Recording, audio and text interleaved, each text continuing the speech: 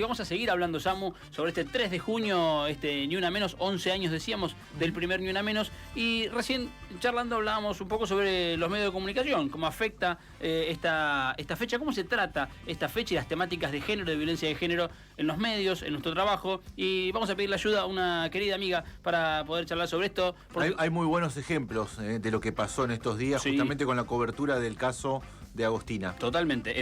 Son estos los casos, los momentos donde se pone en jaque, diría yo, nuestra profesión también. Bueno, vamos a hablar sobre este tema con Clara Barrenechea. Ella es periodista, integrante de la Red Federal de Periodistas Feministas y secretaria de Derechos Humanos del Sindicato de Prensa de Mar del Plata. Clara, buenas tardes. Valentín Belsa y Samuel Zamorano te saludan. Buenas tardes, Valentín. Samu, siempre hermoso poder charlar con ustedes. Igualmente. Bueno, en esta fecha decíamos 11 años del primer Ni Una Menos. ¿Cómo te llega, antes de meternos en la cotidiana, tanto tiempo que ha pasado, digo, de la primera movilización? Sensaciones encontradas, ¿no? Tiempo y sin embargo qué vigente está aún el reclamo. Hoy repasaba algunos datos del contexto que desató ese primer Ni Una Menos, que hace que exista como movimiento Ni Una Menos, y la verdad es que tuvimos muchos avances, muchas conquistas feministas en el medio, pero también en este último tiempo, sobre todo desde el gobierno de Javier Milei, estos últimos 2 años, un resurgir también de muchos discursos que legitiman la violencia machista, y esto nos preocupa. Tenemos algún problemita ahí con la comunicación. Vamos a ver si la podemos recuperar a Clara. ¿Ahí nos escuchás, Clara? Ay, me estoy moviendo a ver si tengo mejor señal por ahí desde el lugar donde estaba ubicada hasta... Ahí parece que está mejor, a ver. Bien. No, decía que estos 11 años hubo muchos avances, conquistas del movimiento feminista. Se trabajó muchísimo por transversalizar las políticas de género, por atravesar de una mirada feminista las instituciones que necesitamos que se ocupen de esta temática, pero también, y en los últimos 2 años se ve un backlash, un resurgir de discursos machistas bastante fuerte que nos preocupan y que nos ocupan.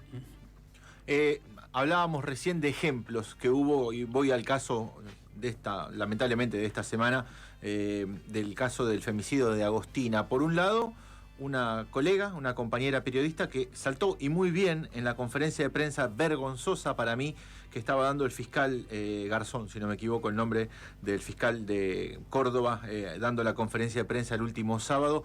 Una periodista saltó como para pedirle mayor rigurosidad a la hora de hablar de lo que estaba hablando.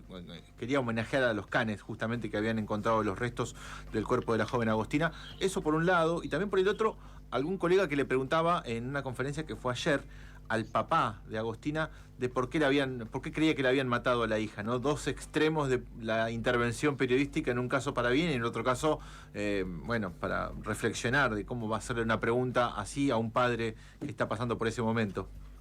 Me parece muy interesante lo que decís, Samu. Creo que son 2 reflejos de lo que estamos viviendo como sociedad. Por un lado, la impunidad de los cínicos que buscan negar la violencia de género, negar los femicidios. Me parece que están avalados por altos funcionarios que vienen emitiendo estos discursos negacionistas, y esto empodera, en este caso, a un fiscal que no se muestra autocrítico con todas las falencias que hubo en la investigación, que pudo realizarse a tiempo porque hubo una denuncia temprana de búsqueda de persona efectuada por la mamá, y sin embargo hubo una inactividad del poder policial y judicial que demoró el salir a buscar a esta chiquita, que después nos enteramos fue víctima de un femicidio atroz, ¿no? Con un abuso sexual, con desmembramiento, con mucha crudeza, con mucha violencia, la falta de autocrítica y el cinismo de salir a aplaudir a los canes. Me parece que esto refleja lo empoderados que están estos tipos violentos, estos cínicos, que ocupan lugares, insisto,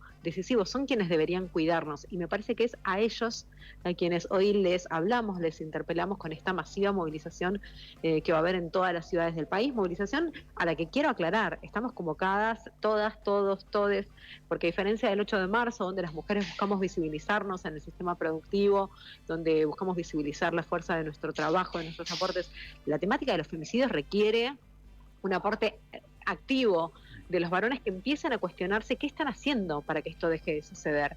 Y lo digo en la confianza que tengo esta conversación con 2 amigos, con 2 compañeros de gremio, con quienes comparto trincheras. Digo, es momento también, no solo de que las mujeres, desde los feminismos, empecemos a cuestionar los privilegios del patriarcado, sino también de que los varones empiezan a frenar el carro a las violencias machistas entre pares y tomen cartas en el asunto también, porque no hablamos de sociedades autónomas, las mujeres por un lado, los varones por otro. Acá tenemos que empezar a pensar cómo generamos un mundo más humano y más amable, más equitativo, para todas y para todos. ¿Qué te pasa, Clara, cuando ves en medios de comunicación esos discursos repetidos, siempre en tono...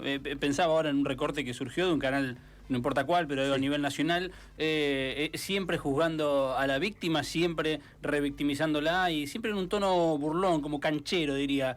¿Cómo se puede trabajar, digo, desde el ámbito periodístico en esos lugares para, imagino, la no reproducción de ese discurso, pero también la confrontación, ¿no? Yo invito a todas las colegas, a todos los colegas a formarse al respecto. Llevamos años construyendo herramientas para los abordajes periodísticos respetuosos y con perspectiva de género. Digamos, hay diversas redes, yo integro la Red Federal de Periodistas Feministas, pero incluso hasta FOPEA, en los gremios como el nuestro, organizaciones periodísticas de todo tipo, han elaborado guías. Hay Ley Micaela para los medios de comunicación, existen las instancias de formación, y también creo que hay que abrir la escucha. Hay periodistas que venimos trabajando, impulsando la temática hace muchísimo tiempo, que estamos para hacer consultas, para brindar capacitaciones, para dar ejemplos. De todos modos, yo sospecho que muchas veces no es ignorancia, no es falta de capacitación, sino que creo que muchas veces hay cierta maliciosidad.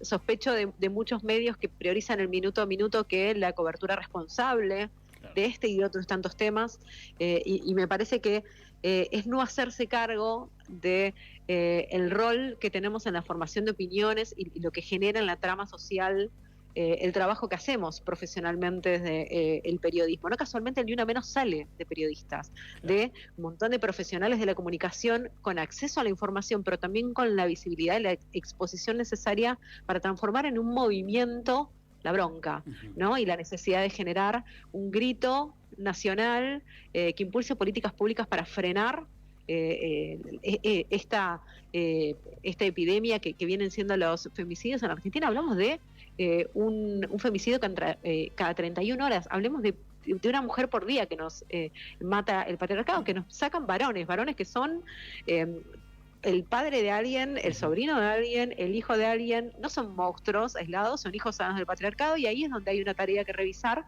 en relación a cómo transformamos esta sociedad que habitamos y en la cual queremos vivir sin miedo. Algo tan simple, parece muy loco que tengamos que enseñarle a nuestras hijas a defendernos. Tenemos que enseñarle a nuestros hijos a no violentar. Y esa tarea es de todas y de todos. No puede ser que con nuestras amigas, cuando nos vamos de una juntada, tengamos que decir: avísame cuando llegues, amiga, llegué bien, como si conviviéramos con la realidad de que no llegar es una posibilidad. Mencionabas, Clara, la charla con los hijos y con las hijas. Déjame apelar a vos con tu rol como madre también. ¿Cómo se trabaja con la información, digo, en este tipo de casos que son particularmente muy macabros en la conformación de la información, digo, y en ese vínculo con los niños, con las niñas, que además empiezan a tener todos muchísima información y mucho acceso a la información? ¿Cómo se trabaja esta temática? Yo creo que lo mejor siempre es hablarlo con todos los temas difíciles. Así como hablamos de la educación sexual integral, bueno, la ESI también tiene herramientas para darnos respecto a las problemáticas sociales. Y es una conversación que no hay que esquivar, que hay que tener. Los chicos y las chicas escuchan las noticias en la radio cuando vamos manejando al colegio, al trabajo, en la tele cuando estamos viendo un noticiero, de sus amigas, de sus amigos, de la conversación que tenés cuando te encontrás con un familiar que está conmocionado o conmocionada por algo que pasó. Y hay que participarles de esa conversación adaptadas a la edad que tienen. No es la misma forma en la que vamos a abordar la temática con una niña o un niño de 5 años, a quien le explicamos que esa marcha con muchos carteles tiene que ver para cuidar a las mujeres que corren algunos peligros y que queremos decir que estén seguras, que estén cuidadas, que una conversación que podamos tener con un adolescente, ¿no? que tiene otra profundidad. Hay que tenerlas las conversaciones, hay que explicar que el patriarcado mata, que son varones los que están matando y que no todos los varones matan. Por eso no todos los varones están en el mismo lugar, y son los varones también, junto con nosotras, quienes tienen que abordar este tema. Y hablamos de las violencias que ellos ven más cotidianamente, ¿no? El no juzgar a una víctima, el no estigmatizar a una mujer por cómo viste, o con quién se junta, o quién le gusta, y que nada, absolutamente nada justifica esas violencias que estamos padeciendo. Y también con ellos, ¿cuál es su rol? ¿Qué les pasa cuando conversan con sus amigos? ¿Qué pasa cuando sienten algo por una chica? ¿Qué pasa cuando una chica les dice que no? Esas conversaciones que parecen simples, en realidad son profundas, y son conversaciones que también están forjando el tipo de vínculos que van a tener como personas adultas, de manera respetuosa, ojalá, con sus pares. Para nosotros, Clara, sabes que es un placer enorme siempre charlar con vos. Genia total. Al aire o fuera del aire, te queremos agradecer este contacto y reforzamos la invitación hoy a las 17 aquí en Mar del Plata, en Luro y Hipólito Yrigoyen, ¿verdad, Clara? Así es, la invitación a encontrarnos, porque nos parece que la calle es el escenario común, la plataforma que nos aúna, no importa la ideología partidaria de cada quien, si fue antes o no fue antes, si es la primera marcha o no. Yo voy a ir con mis hijos, invito a que la gente también acompañe a sus hijas, a sus hijos, porque ahí se aprende mucho en esas conversaciones, a defender los derechos, a cuidar la vida. Y eso es lo que nos ocupa hoy, decir ni una menos, vivas nos queremos, y acá estamos, porque las feministas no nos fuimos a ningún lado, acá estamos para los que dicen dónde están las feministas, y seguiremos estando. Clara, gracias de verdad, te mandamos un abrazo enorme, gracias. Abrazo enorme. Ahí pasaba, amigos, la palabra de Clara Barrenechea, integrante de la Red Federal de Periodistas Feministas y secretaria de Derechos Humanos del Sindicato de Prensa de Mar del Plata, una amiga de la casa. Compañera, amiga, todo. Siempre es un placer realmente escucharla, sobre todo por el poder de síntesis, digo, en estos temas. A veces cualquiera que esté en su casa puede sentir que la ola de esta temática la pasa por encima y no sabe por dónde abordarlo. Bueno, esta es una buena manera. Claramente está capacitada, aparte, al respecto. Es una compañera que realmente se ha esforzado, no de ahora, sino desde hace años, en formarse y poder informar al respecto, nada más y nada menos que con la palabra justa y adecuada. A veces en ese no saber qué decir, me parece que habría que escaparle, bien decía Clara recién, ese minuto a minuto televisivo, la obsesión por el recorte, la obsesión por la viralización, escaparle a eso, a esa tendencia que solo genera más confusión. Y también, ¿por qué no amigarnos con la idea de no tener nada para decir, que ya es la primera puerta de entrada para escuchar? Que me parece que es la mejor manera también de poder internalizar otros argumentos, aquellos a los que tal vez no hemos llegado y que otro hizo ese camino, bueno, sumarnos a eso. Pensaba en la escritora francesa Monique Wittig cuando decía, tengo fuego entre los dientes y sin embargo una hoja en blanco. Bueno, en esa hoja en blanco tal vez tenemos mucho para anotar, para decir, para escribir, pero hay otra gente que lo hace de manera maravillosa, con un gran poder de síntesis y además con mucho bagaje, bien decía Samu, con mucha formación, muchos años de formación. Bueno, sumarnos a eso. Me parece que estos tiempos de tanta ansiedad y de tanta necesidad de viralización y de monetización